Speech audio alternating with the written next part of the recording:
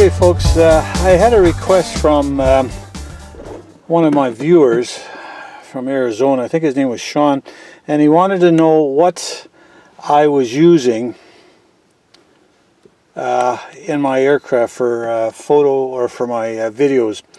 So I'm in the airplane now, and he also wanted to know where I had it located. So first of all, what I'll do is just show you what I'm using. I've got the Garmin Verb, that's this one here, and I've had this one for probably a year, maybe just over a year.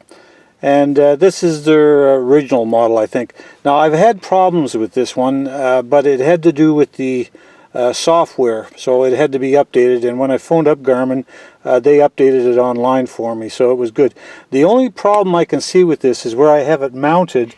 It's mounted on the panel, and it gets kind of warm up there, and it will shut down if it gets too warm. It's almost like your iPads and tablets that have a habit of shutting down. So the only thing I can recommend on something like that is when you have it on your panel, put a little piece of silver paper, some type of reflective paper over top of it, so it'll reflect the sun. But even with I think the other day I was up, after 15 minutes it'll just shut off, and then you try and turn it back on again and it'll just keep on shutting off, so it has to cool down. I think it may have something to do with the battery in it, I'm not quite sure, but other than that it's a good little camera, as long as it doesn't get too hot. The only other thing with this is, with all my cameras, is I use the audio from the camera. Now the easiest way to probably do it so you don't have to use the audio is to use a recorder, which you can plug in, and there's a lot of stuff on the website that you can find out how they do that. Basically it's plugged right into your headphone jack, and I have that, but I just don't have the audio recorder, and of course when you have that you also have to click that into your video and make it all match and so forth. So anyway, won't get into that. It is an option. I don't use it. I use the audio aspect of it on the video recorder itself. So they all have to have an audio in. Now the problem with the Verb is it's got its own types of plugs. So this is the plug that the audio in is for the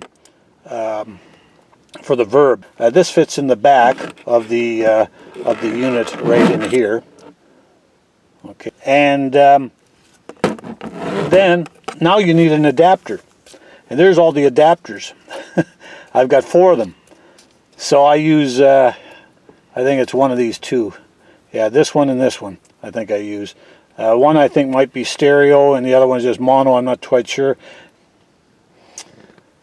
Okay, there it is plugged in, and then you got this stuff hanging out, and then from that I plug in my audio in one of these two here. You'll notice with all of these things, they come with all various types of attachments, and there's lots of them. I won't go into that, but this particular one, the Sony one, it actually fits into this case. Okay, and I'll show you how that's all put together in a sec here. Okay, now you're probably wondering how I get the audio into the Sony. Okay, what I have is a cable. Okay, here's the cable, and I just plug that into my well, this, as you can see, there's a headphone jack plugged into here. There's a headphone one plug. This is for my back seat from the Cherokee, and in here I just plug in there. Now, as well as what you'll notice is you have the small diameter, and I don't know what sizes these are, folks. I'm not that hip on it. It's as you go with me. And it's just got the plug. It's the mini plug. I don't know if it's an 1/8 inch. Probably looks like about an 1/8 inch plug, and that plugs into the adapter. And you can buy these at the Source or anything like that. Anyway, that plugs into the back of this. There, plugs into the back of this. There's the plug itself. This is the standard plug that you would find on a headphone jack. Okay, and there it is stuck in. And then you just stick it in one of your vacant ones. Okay, now I've got the Sony camera mounted on that Sony bracket that comes with it. The suction one is up in here, right there, mounted to the lens from the light, and then the camera itself is in the bracket right here, and then the line that comes out is right here, and it goes out to the back to that plug.